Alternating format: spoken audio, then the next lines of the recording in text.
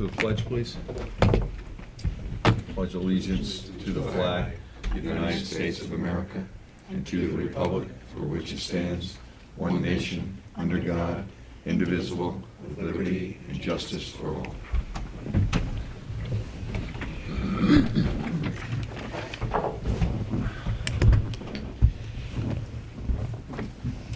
Welcome to the June 24th session here. We've got public comment. We have one person signed up here, Tim Berenger. Hi, my name's Tim Berenger. I live at 19 Sherwood Street out in North Sea, so I'm not really a village resident anymore. At the last meeting, I talked to you about maybe having some sort of a plan to help, I guess we call them, the non-local residents, younger kids, perform some community service and try to work off some of the cost of the parking passes for the beaches, because these kids just can't afford to go there. The beaches, the beaches and the youth of this area are probably two of our most valuable assets, and they're both vanishing. So I don't know if you've had a chance to think about it. Truthfully, we haven't had a chance to have the conversation around that. I don't know if you guys have thought about this. Do you have any comment on this? No, I'm sorry, Tim. Actually, no. Since you last brought it up, I didn't personally get a chance to. I've been a little busy. Yeah, I understand, and this gives me a good excuse to get out on a busy, Tuesday hectic night. re-election and everything. It was just really Yeah, crazy. yeah. Yeah, these guys were in a Dogfight. dogfight. We should look into that, though, because you're right, there are a lot of local kids that That just can't afford. can't afford it and It's don't live in the 225. village It's anymore. $225, and for them, that's 2 weeks' pay, Yeah, if not more. if not more. Yeah. I mean, my first. Since we were asking that, my first blush in it was, of course, not to sound insensitive to the current ones, but it's not like the first time it's been asked. People in my own family, people who've moved away, and say, hey, and I've already had a standard response. It's a break for taxpayers. It's not even a break. My view on it, and again, I get your point, but I'm just going to give a clinical view of it. When people always say, like village residents, we get it for free. We don't get it for free. No. We pay village taxes, and Yes. with that we get police protection, ambulance, Yeah. fire, DPW, Understood. and access to the beach. And that's when I always correct people when they pay town or daily or whatever, like, oh, we got to pay and you get it for free. And so that goes along that lines. We don't get it for free. We are billed it in a different manner. That's why we take some part of it for somebody no longer a village or never was a village resident. Okay. Now that said, that's my business end of the answer. Then of course I do sympathize with the point you just made: the shrinking beaches and the shrinking youth. Yeah.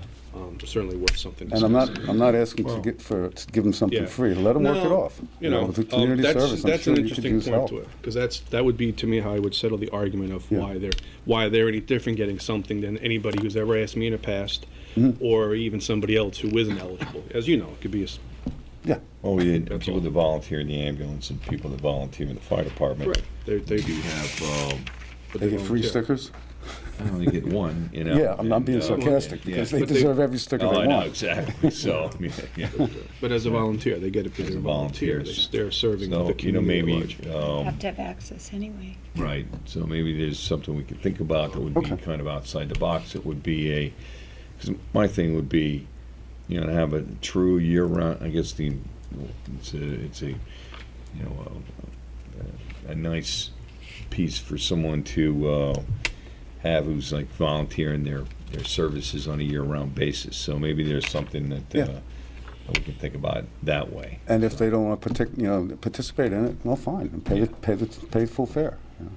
So we'd have to think about, what are some of the organizations that, whether it's the cultural center or the library that, Something that can get work done that defrays the cost that we might have paid somebody anyways, and Yeah. in lieu of a payment, it's a sticker instead. yeah. Perhaps.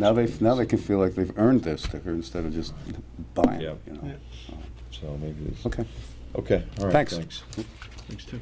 That's the only person to sign up. Anyone else from the public would like to speak? Okay, close the public comment section. We have no board presentations, no public hearings, no communications to the board. Well, actually, you just have the election results. The election results. Okay. Oh, that's We had, right, sorry. Skipped right over that. We had 114 walk-in voters, 16 absentee, with a total of 130 voting. Trustee Irving received 106 votes. Trustee Strumsky received 89, and Village Justice Barbara Wilson received 100. Okay. All right. All right, great. Resolutions, item 1, resolve the reading of the minutes for the public session of June 12th, 2014 be dispensed with, that those minutes be accepted as filed by the village administrator, and that the actions taken at that meeting be and hereby are ratified and approved. Do you have a motion?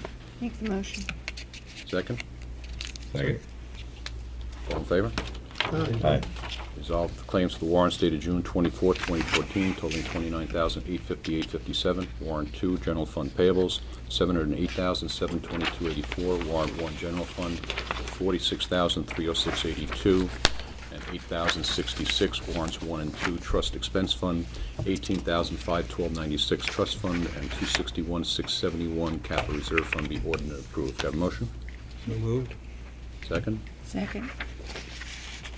Discussion. Item 1, debit Spell and Barrett, $1,050 on Conrad versus the Village. Edward Archer, Fire Department uniform alterations, $3,593.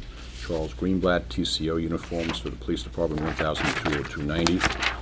Page 2, Nelson Pope, the asphalt bid, $2,400. Page 3, PSE&G, Fire Department bill, $3,851.05. Rapid Recovery, May Towing Services, $1,275.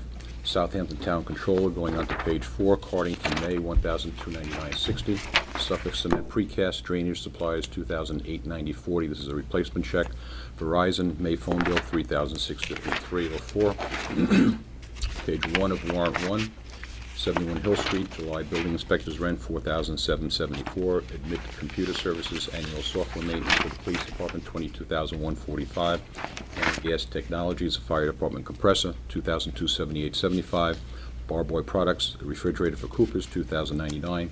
Bush Enterprises, CPR and first aid training for the PD, $1,500.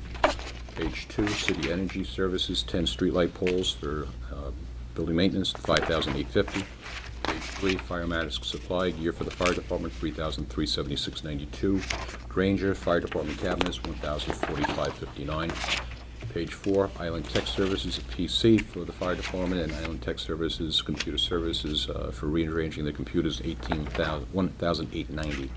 Page 5, Login IACP Net Maintenance Agreement for PD, $1,000. Long Island Truck Parts, Dump Truck Parts for the Garage, $1,349.74. Page 6, New York State Insurance, Health Insurance for July, $235,549.76. Page 7, 2 building bills for the PSE&G, lighting, $1,173.59 and $1,583.45. Revco Electrical Supply, going on to page 8, supplies for building maintenance, $1,609.55. Page 9, Strategic Safety Dynamics, 5 gas meters, $3,523.06. United Metro Energy, 2,949 gallons of gas, $8,968.79. And page 10, BFIS Benefits Division, $388,796.47, the LoSAP for the Fire Department.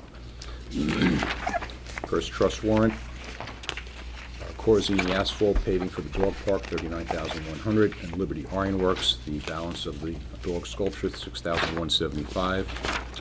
Second trust warrant, Hampton Signs, Dog Park Signs, $1,674, and Hildreth Benches for the Dog Park, $6,392. All these were paid for by outside donations. Next trust warrant, got America Celtic Pipe Band. These payments were all for the 4th of July parade. Banjo Rascals, $1,250. Eastern Long Island Pipes and Drums, $1,200. Long Island Ambassadors Drum Corps, $1,200. Blue Saxon Music, $3,000.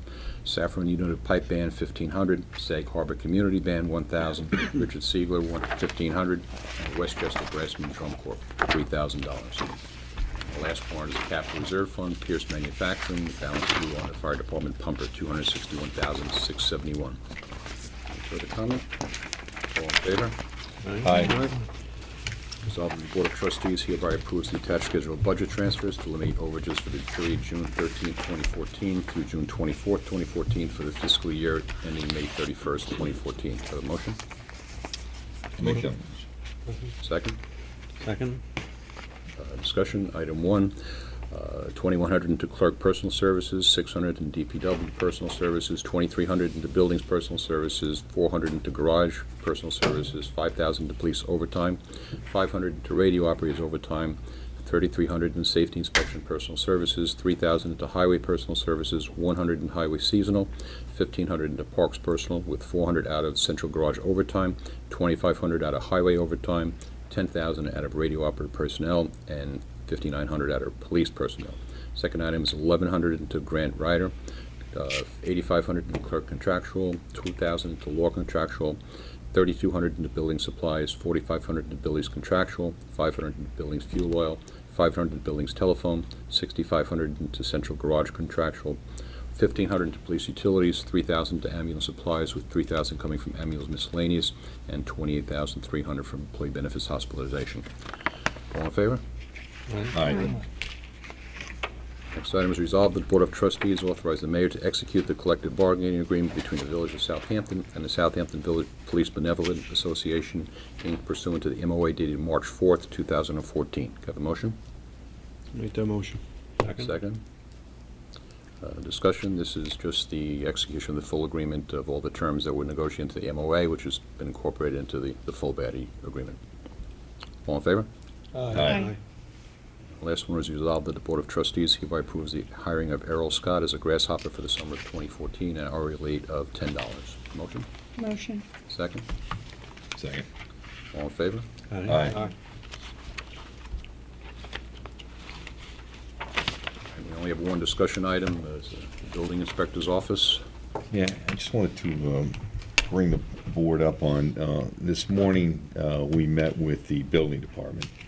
Trustee Irving and Steve and myself went over and met with everybody but Chris Talbot, who's on vacation. And we talked about a variety of issues over there.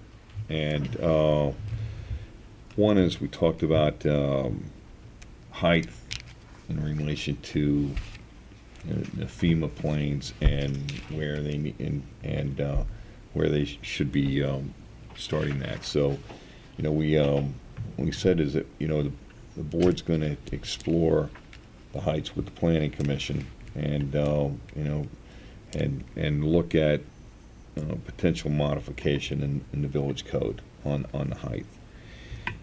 We talked about parking on the lots, and that's a big piece, and because the current code calls for, and it's 2 parking spots, and then for residential property, and then 1 spot for every bedroom over 3 bedrooms.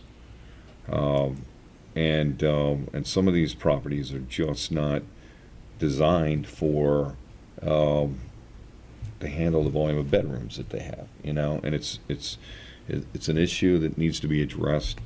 There's no, I couldn't find a definition for a residential parking spot. Rick, I don't know if you've ever seen one in our code.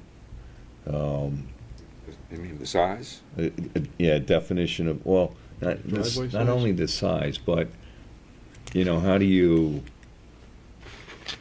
know, is it unimpeded by to the access to the driveway? Because, you know, and you look at a driveway that's 60 feet long.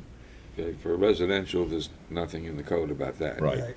For commercial, of course, you have to get site plan approval from the Yeah. planning board, and the Yeah. planning board looks at, Yeah. you know, all of that.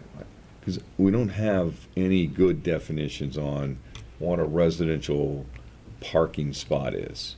And I think that, and it's one of the challenges that they face, I think, in there, because when you have, Especially on the small I'll use an lots. example. There's a house in my neighborhood that they restored and expanded, and they built bedrooms in the basement. They ended up having 9 bedrooms in the place on a half-acre lot, and this was several years ago. And so for 9 bedrooms, they would need 8 parking spots on site, and they don't have that. And every day they're parking out on the street, and on the weekends when they're here. And I know that that's something that occurs throughout the entire village. And so parking is something that we're really going to get in and address with them, and I've asked them to, really look at parking and, as an issue when they study the plans. The other things we talked about were like corner lots and setbacks off of corner lots, and a perfect example is White Street in Halsey, where they built hedges. They did a great job, I thought, and a beautiful house that they did. But the hedge comes up fairly close to the street, and then they built a wall behind because there's some utilities that are back there. And if you look at the code says you use that corner, and it's 20 feet off of that corner in each direction, and then it's a direct line, so you should have line of sight. And that's just an example of something that doesn't meet code, that somehow got passed through the system. And so it's something that, has to be focused in on. Can I ask something Yep. quickly, Mayor? Yeah. On that situation, and the two things you just mentioned, Sure. obviously we've all been talking about this, but that one scenario, do we have the ability to go back and make them change something, seeing as it doesn't, or now is that one of the things now? That's something we'll have to talk to our attorney on. Okay. Yeah, 'Cause especially something like that when it Yeah. becomes, because that is Corner clearance. a field of, right. a site, a view, that Yeah. is.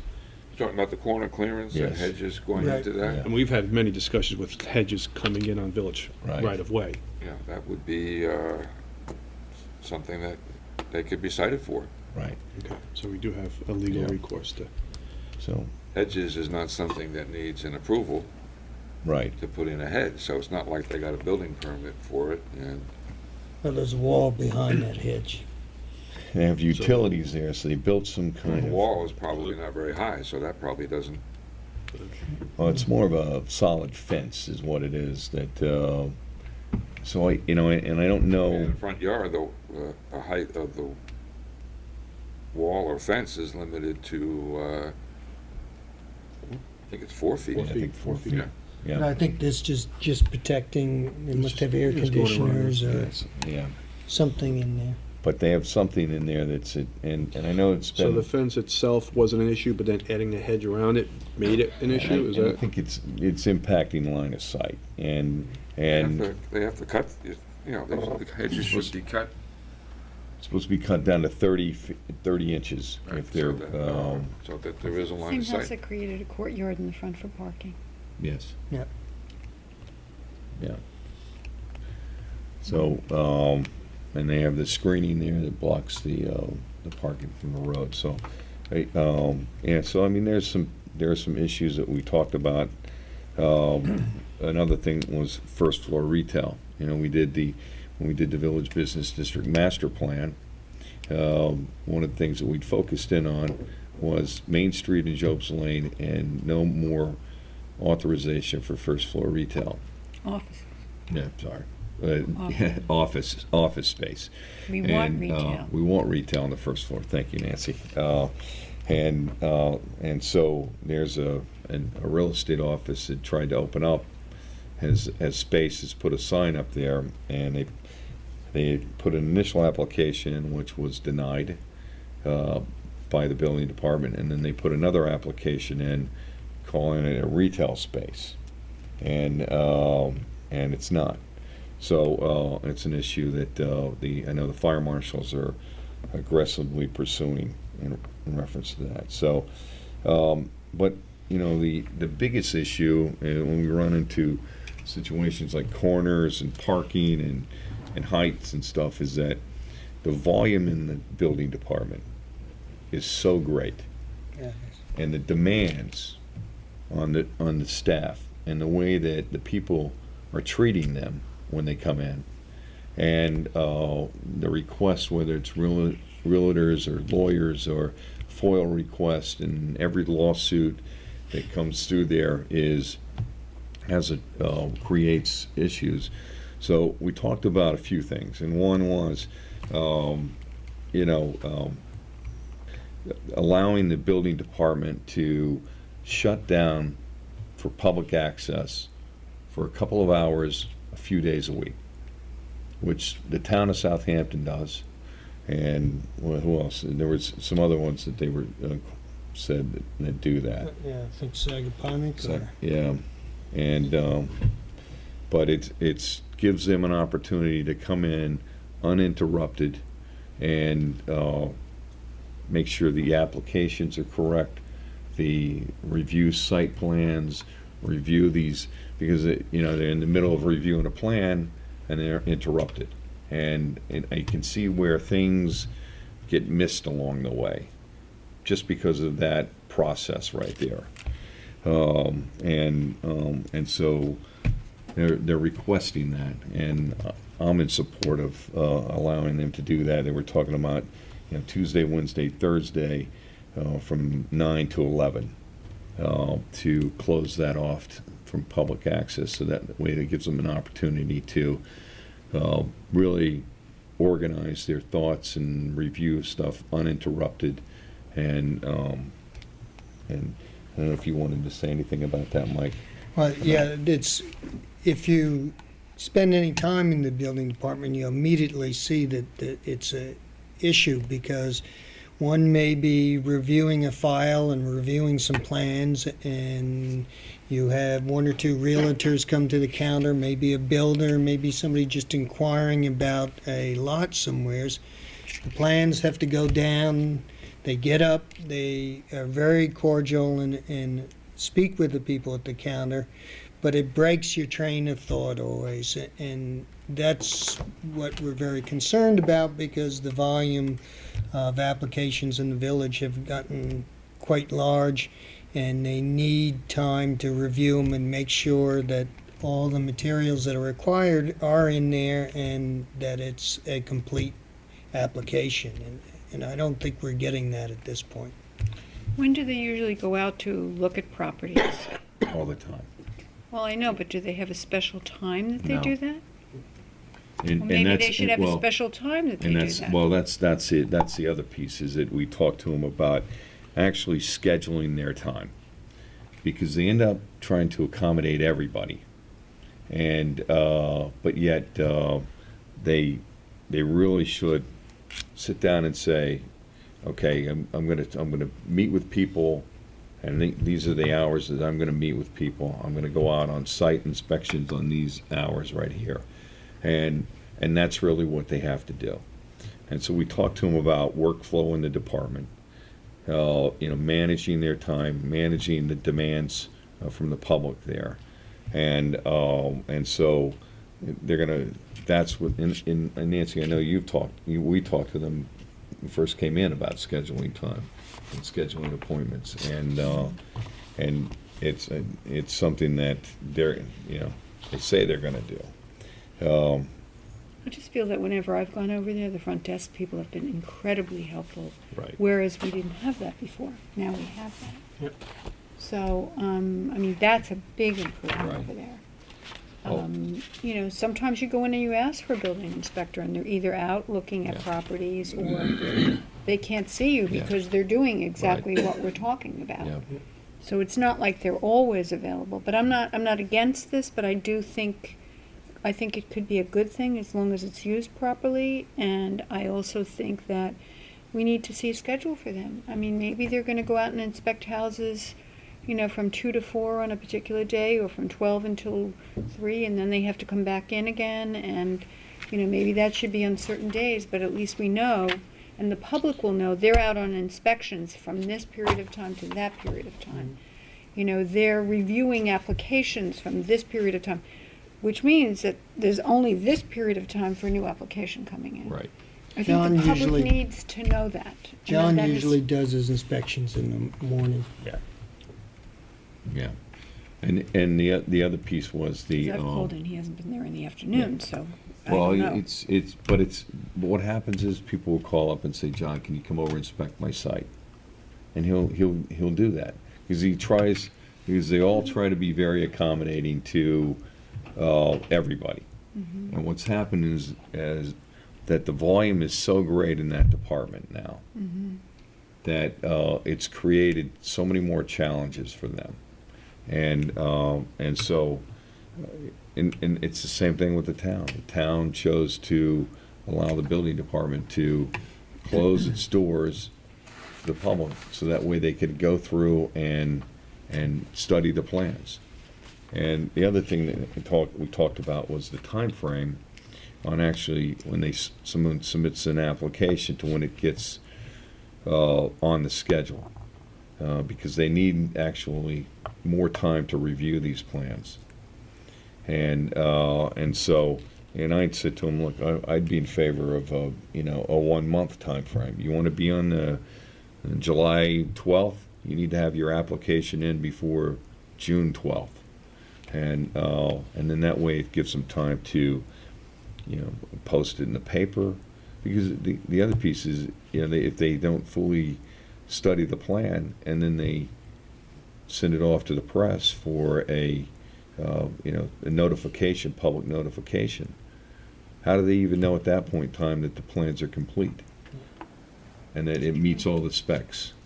And they need to have, at least 2 weeks to, be able to schedule it. Because we saw the applications going in front of the ARB, and the stack of them.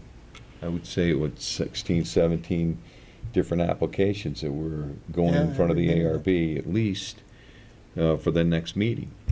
And so when the ARB or the planning, anybody looking at that, they're not looking at height, they're not looking at setbacks, they're not looking at number of cars being parked on the property, and they're expecting the building department gets a thorough review on it, and they do on most of them. But there are some times that they're not able to get everything done, and it ends up in front of a board, and then the board makes their decision, and they come back and then they study it again, and before they issue building permits, and that's almost backwards sometimes. We find ourselves in that position. So, I think they do a great job. I think they are hardworking, honest people, and they are really focused in on servicing the public and the contractors and the people that utilize that department. And I think that the demands now are so great that it's that we have to do some supporting of them and help them develop tools that will allow them to handle the volume, that allows them to do a much more thorough review of the applications, and that way we have a better product, and hopefully at the end we don't have as much controversy over some of the applications because we missed something along the way. And that's something that One of the things I think we talked about, and I don't know if this came up as well, but we had talked about houses that are designed by architects that are supposed to be a certain height and a certain size. Mhm. And I mean, I'm sure they don't have I don't think the building department is going in there and measuring every inch of this house once it's framed out and put there. we talked about that. And we said we would like architects to sign on. So Yeah. in other words, if they're allowed to build a 4,000 square foot house, that architect has to sign off that that house is no more than 32 feet high and no more than 4,000 square feet. And if we find out that it's 4,200 square feet and it's 33 feet high, and he signed off on that knowing full well, there has to be some sort of a penalty that's paid there. And maybe the penalty is taking off the extra amount of square footage. Yeah. There's Because gotta be some we accountability. know, we know it is out of control. And we know that there are builders out there who just inch the way to another 200 or 300 square feet, and who would even know that? I mean, the public We wouldn't talked- know that. So, that's something that has to be put into either a law or something. Well, it's already in place. Right. That whole thing is in place, and it begins really giving the building department ample opportunity to thoroughly review the applications before they go through. And then we talked about on-site inspections when a contractor takes a liberty around, well, you know what, I'm going to move this wall. I'm going to move the basement out, just a little, the foundation out, and I'll add a couple of feet here or there, and nobody's ever going to know. And at some point in time, and they do that, and they do it all the time. I shouldn't say they do it all. They do it occasionally. Sometimes, there was I mean, I'll use Howard Stern's house, for example. That was a good example. And where they had to, he put on a whole, he modified after an approval his home and added on, and they had to go back in and take the whole thing off. So, you know, Did they have to take it off? and Joe Farrell once did a foundation on Captain's Neck without even approval, and we made him go and rip the foundation out. And so, but those are some of the things that have to occur, I think, in there, and they need to know that, you know, they're being supported by us to go in there and do that. And then I think the scheduling piece, they schedule their time out, then they actually go out to do the site inspections, and they're actually out there measuring to see, did the contractor take liberty with this? You know, are they laying out something that I know that, hey, they say they don't have any bedrooms in the basement, but they're putting these windows in, so we know that they're going to modify this house once it's closed up to house the parking on the property. And so there are some tools that I think that we can use that are already in the code that don't get us back into the whole, you know, GFA arguments and everything like that, that by themselves, and I think parking is the big piece right here. Using the parking restrictions, I think by itself is something that will play a role in this. And, you know, it's tough to get into. I know there's situations now where homes are overcrowded and there's parking on the street, so those are code enforcement, other issues that have to be dealt with. But applications going through I think, are things that we can work on.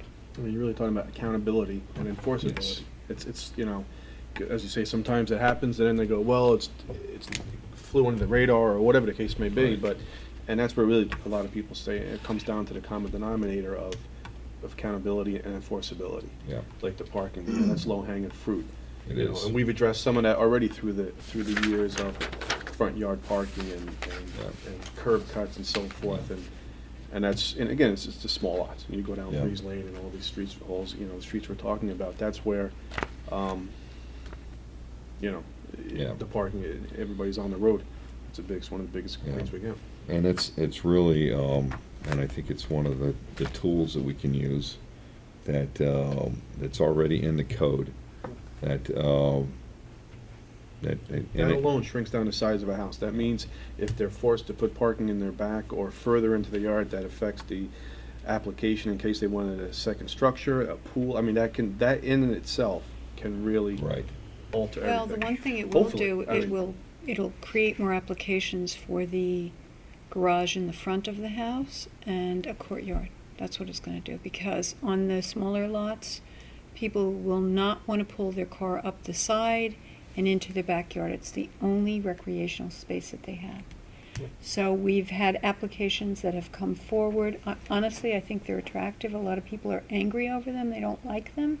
They don't like the fact that there's a garage in the front and that you're pulling in to that garage and creating a courtyard, and that's only so that they can have some sort of a yard to use. But you'll have more applications that will ask for that. which is not the worst thing if it's done properly. But again, the other end of that is then the person has to make a choice. What's more important? If we as a board or other boards decide that we want to make, and again, I'm not against front yard parking if done properly, and putting a garage to the side or whatever the case may be, but if the lot is just too small, perhaps it is the house. Maybe they instead of a 4,000, I'm just throwing arbitrary numbers, but then you say, you know what, you can have a little bit of parking in front, shrink your house down to 4,000, from 4,000 to 3,000, arbitrary numbers, and that'll give you a pool yardage in the back and maybe more park. I mean, I think it's it a depends layer on the of thing, not lot. just I saying think- we park in the front and allow them to have a pool. I think it has to be, it's a small lot, you can't have everything on it, and that's Well, what everybody's trying to sometimes do. they're narrow and long. Well, And yeah, so when narrow you, walk- like, dimensions, for you know. instance, no, I mean, look at all the little side streets over there. I mean, Sure. that north of Hill Street. I mean, most of your lots north of Hill Street are narrow lots. You know, that's the small area that people, you know, So it means you and try- we all know that they are shrink the house building down. larger houses on those small lots. And that's what been and that's a what I'm saying. concern. That would be the hopefully the side. I mean, I went into one lot the other day. It was an open house, and it was off of Pelletro or something, and it was amazed how my car, small car, was getting between the hedge and the house itself, where the blocks stop. I mean, how the hell did the person even design this, and how they're going to sell it? Because nothing else larger than my car could have made it through the back. But that's my point. All the house were perhaps made just a little bit smaller, that wouldn't even be an issue. So I really think, it's a layer Maybe the of, hedge needed trimming. the hedge was like with sticks. But you know what, But- the other thing I yeah. want to point out is for all the years before all of this started happening, we have houses throughout this entire village that basically are a house, a driveway, and a garage. Right. There's no parking requirement behind the house. You either go down the driveway, and if you have a 3-bedroom house, you have 2 cars parked in the driveway. And yes, it's a pain in the neck to back out of your property, and most people hate it. But that's what everybody did, and they But actually that's did, or what they had an everybody L, did, and and they now parked we're in the back. changing that. But now everybody wants a Yeah. pool. They now, again, on a smaller lot, they want everything they can fit on it. Yeah, And but if that's you have a necessarily house, maybe a not the case. garage, and a driveway, and not- you have a yard here, you can have a pool. They're not 3-bedroom houses. But they're not 3-bedroom houses. You're talking about is a house I grew up in, and it was an L-shaped driveway, and everybody parked in it. That was common, a garage set to the back. No, I'm That was thinking more of common. Lewis Street. Now- Let's talk Well, about Lewis Lewis- Street. you know, Lewis you're Street talking about has, a 9 Those bedroom aren't house. 3-bedroom houses anymore. no, but I know that. But I know some of those houses that still have the driveway, the garage, the house, and the pool. Yeah. And they pull in and they pull out. So if you're going to change that, now if you're going to change it where you're going to require it, where are they going to park it? If it's a narrow lot, are they going to have to pull into the yard? What are they Well, going to do? I have a friend of mine who had a house on Lewis Street, Mm-hmm. okay? He had a 2-car garage back there. He had expanded a house that was there and refurbished in one. And at the end of his driveway, he created 3 little slots there, so he would be able to pull out any one of his cars without having to move the other Did he ones. do it in the front yard or the backyard? Did it in the backyard.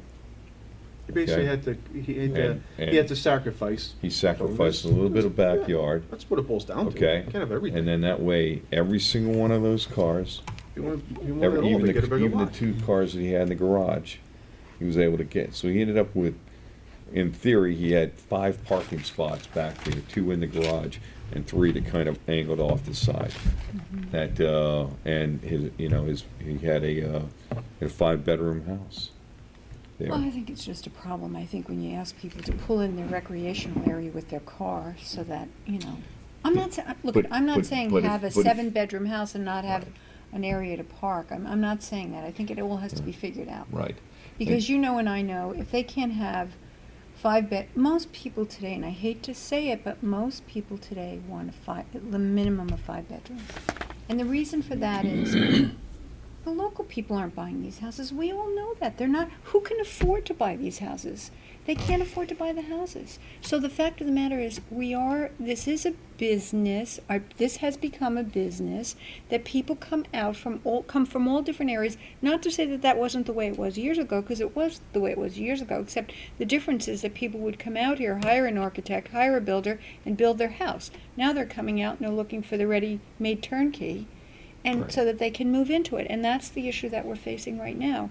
But as far as the point, now I lost my train of thought. But anyway, it's of great concern. And if you want a 5-bedroom house, and the square footage allows for a comfortable 4-bedroom house, they are going to put the bedrooms in the basement.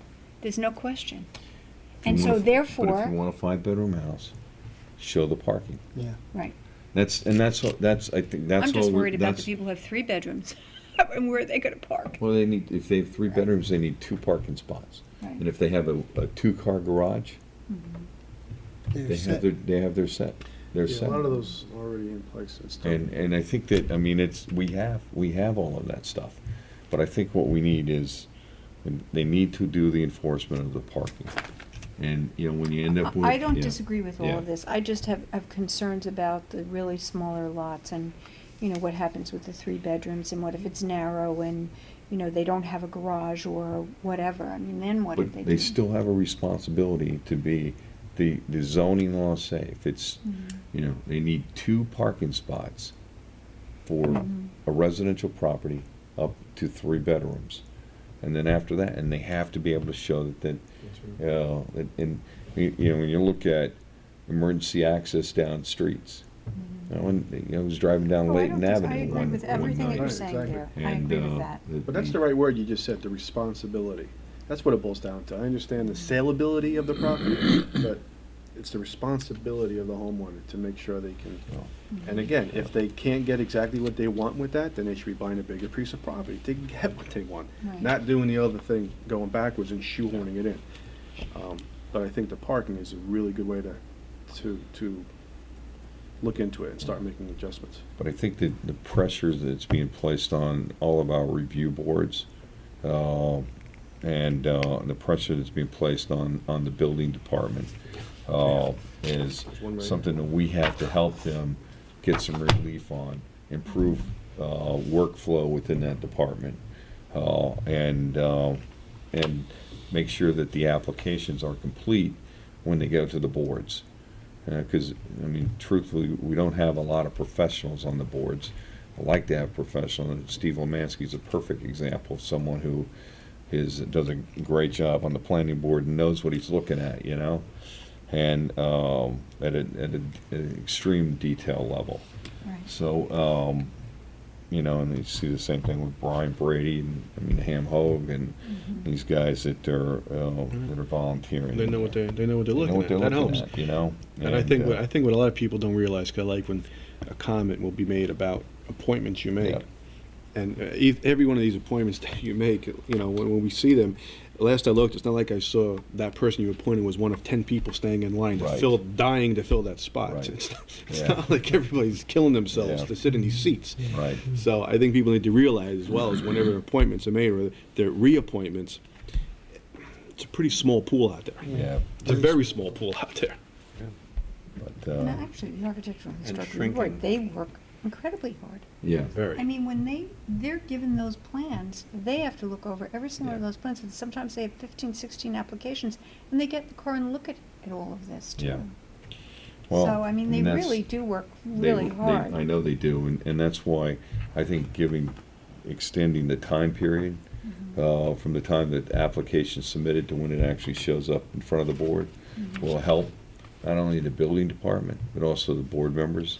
Give opportunity for them to really go out and look at them, because, you know, 16, 17 applications in front of the ARB, to have them pull through the plans, to look at everything, and then go out to the site is a challenging task, really is.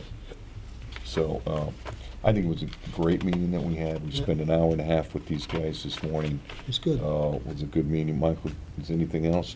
Yeah. Well, I think you've hit every key point, but in the overall view, the problem that the building department is having, and actually all the boards are having, is that we are in a building boom right now in this village, and we're probably very lucky to be so, because there's other parts of the country that have real issues with building. But what happens in any business or any organization is with the aggression and the volume, you become sloppy. And the tools are available to the building department. The tools are available to all of us to really control it. And the concept of closing and the concept of a longer review time is really to take that sloppiness out and make it more effective and use the tools that were available to us to control some of this aggression.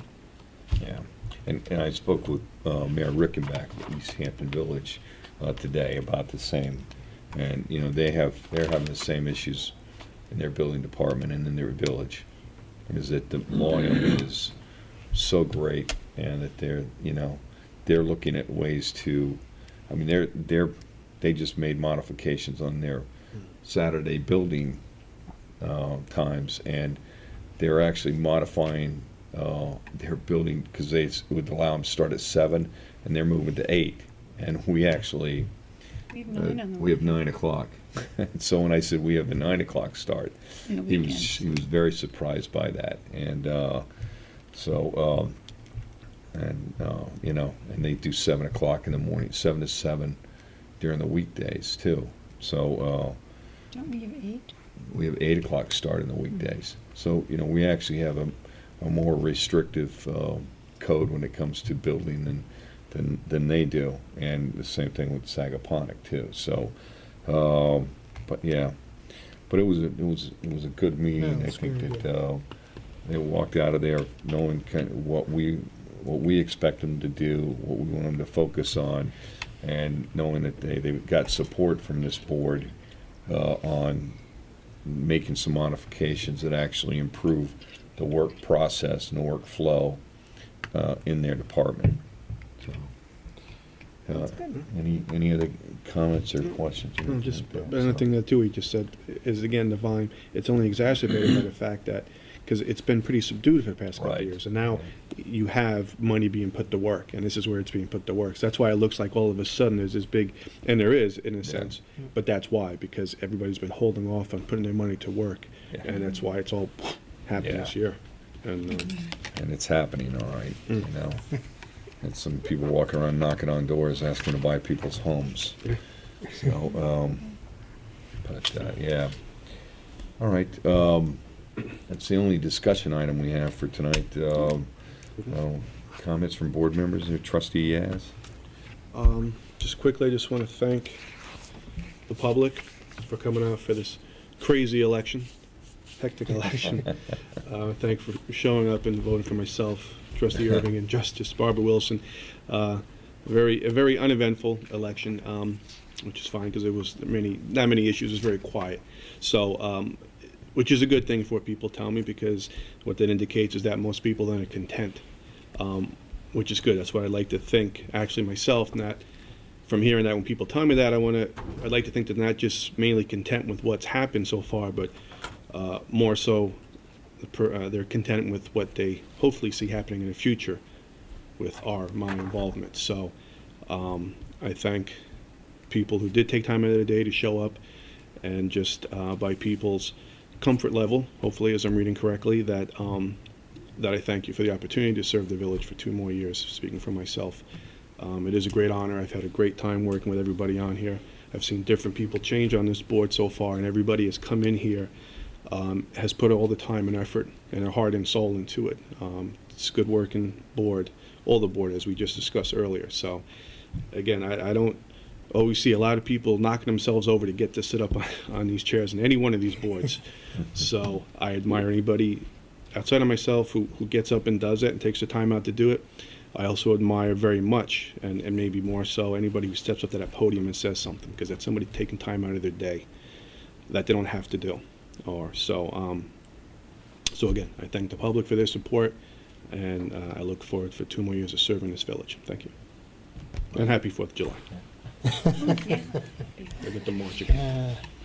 Well, without a doubt, I would say the same. You know, thank you to the general public for coming out and showing your support and taking the time to vote. Without a doubt, your involvement in general makes for good government, and we need more and more people to be involved, to join our various boards and committees. It's important to be a part of the community. On another note, we're going right into the peak season that we all really work hard in the winter and try to get the place looking great for everybody. I would strongly urge everybody to take a little bit of time in their day, take a walk around the village, take a walk around Lake Agawam, spend some time on the beach, because we have a very, very special community here, and it's at the peak of the season right now. Well said. Yes. Well, I think the one thing that I want to add is that if you go over to the Rose Garden over by Cooper Hall in the library, it's absolutely beautiful at this point. Plus, I'm sure that many of you have noticed some of the walls that the Rose Society has done throughout the village, which look absolutely stunningly beautiful. The flower boxes are fabulous. We're going to be adding a few more down by Agawam, next to the parking lot. It's coming along. We pulled all the pachysandra out around the trees because, quite honestly, it wasn't making it. We kept trying and trying and trying. So right now we're just going to leave it weed-free, hopefully, the whole summer and rethink what we want to do there. So since we have such a wonderful dog-friendly community, that has had a little bit of an effect on the trees, as far as what goes around the trees, as well as, the outdoor dining. I mean, people just walk right off of the sidewalk and across the trees, so that's one of the reasons why we couldn't keep the pachysandra going. I want fences, the mayor doesn't, so we're working on that.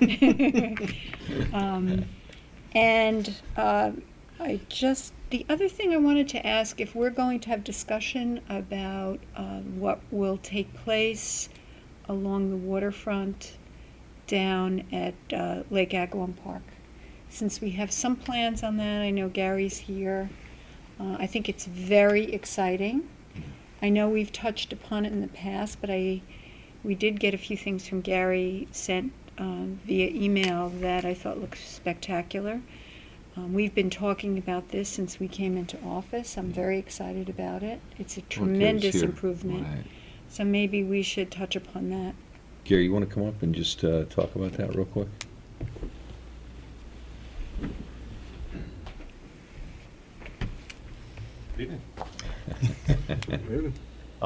Yeah, recently, I hope everybody received it. I did give you some drawings that Steve Maresca had done for us for the new floating dock for the Agawam Ferry and the proposed boardwalk. I did include a picture. I know I resent it to you. I'm not sure if everybody could open the picture. But what we are proposing is next to a floating dock would be a boardwalk that would cover the whole north end of Agawam. We have the town trustees' permission to construct. Working on the bid documents right now. Those were preliminary drawings that you saw. But the general idea here is a tropical hardwood deck that we would never put any chemicals on, never refinish. Pilings that would go roughly every 10 to 12 feet wide. And instead of putting any kind of solid railings across, we would use a top solid rail, but with a cabling system. So generally, if you were sitting at a bench or just standing on the deck, you could look out to the water and have a very unobstructed view. And I know, Nancy, I think you've suggested some of these in the past, so I've seen a couple of the photos of it, and I really like it. Yeah, it's great. You see right through it. Yeah, and if the rest of you didn't receive it, let me know, and I'll send it again. But for right now, we're getting the bid documents together for that. So hopefully, in about 30 days, we'll be ready to go out to bid for that, if you have any money. Right. Plans. Yeah. Right now, the floating dock is being made by Sullivan Dock Builders in upstate New York. So that's coming. We should hopefully have that around July 10th. Once we get that, Chuck Eos has offered a donation of putting in pilings for us free of charge to accept that dock. And once that is in, then the Agawam Ferry Company can bring their boat in and we can get that started. We have to do a little bit more, a little bit of electric, a little gate work. But we should hopefully have that up and running by the third week of July, which is what the start date is now for Agawam Ferry. So, Is that the ferry that's sitting over at the Historical Museum? actually, I don't even know where it is. Is that It's where over they there. finally And I thought parked that it? Ralph Lauren was making a new top for it, and I haven't seen it yet. Do you know anything about that, Bill, since it's your son-in-law? No, I know he didn't mention it to me. He was Okay. telling me about I was That's what I expecting it in my yard, but it never arrived. So if that's where it is, That's where it is, at the Historical Museum. okay. A designer top, huh? Well, yeah, the top that's on it, what it is it's an electric boat that has like I call them like the Surrey with the fringe on top, it has that little canopy that goes over it, and there's seats all on the inside of it. And that's kind of worn.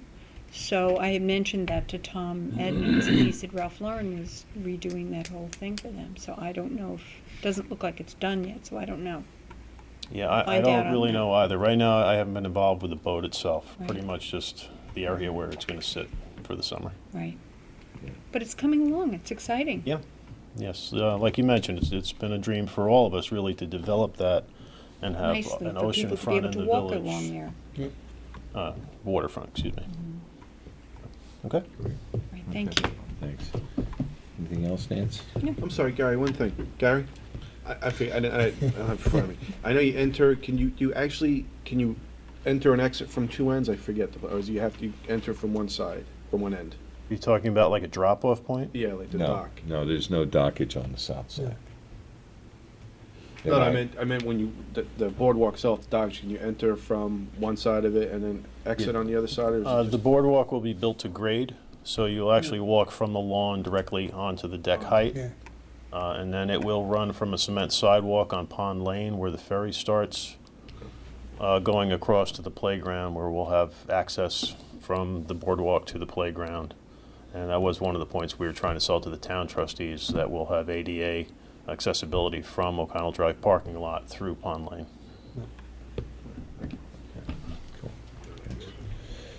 Bill?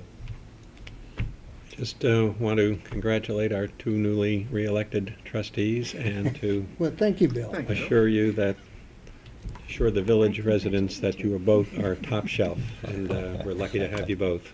Oh, thank you. Don't let them grind you down, because you should be here a long time. You're young. That's even a better comment. Well, there you go, Bill. Wow.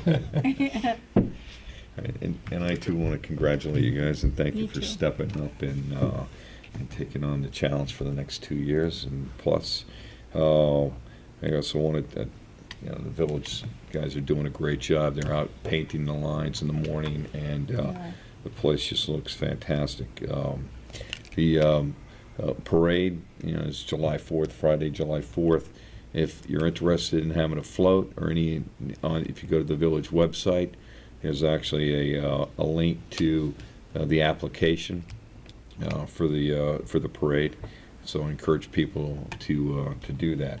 And I also wanted to thank the Southampton Arts Center, and my oldest son got married on Saturday, and we had the reception there, and one of the things that we were able to do was rent that space from them to do, and that space is available for anybody in the public to come through and rent it, and there's a whole rental agreement and a fee associated with it, and we were fortunate, that two Southampton High School graduates were able to get married there.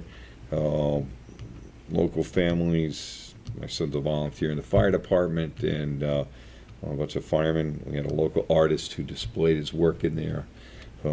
Erin at Topier was a flower. She did all the flowers. We were fantastic, and it was a great time. And so we're very proud that we were able to do this and involve so many different local businesses to help do it. And again, it's a great venue, and it's available for anybody from the public if you want to. You just have to go through the Southampton Arts Center and speak to them and get the rental agreement and pay their fee. But that's I think it's a great attraction, and the music stopped before 11 o'clock, so which was good, and so but it was a good time, and I feel honored that we were able to do it there and involve so many people. So it was a fun evening, and they're in Hawaii right now, so so yeah, but so that being said, I'm going to go to a second public comment. Anybody from the public would like to make a comment? Okay, so I'll make a motion to close the public hearing to adjourn to executive session for the purpose of discussing village employee matters. Second? Favor? Aye.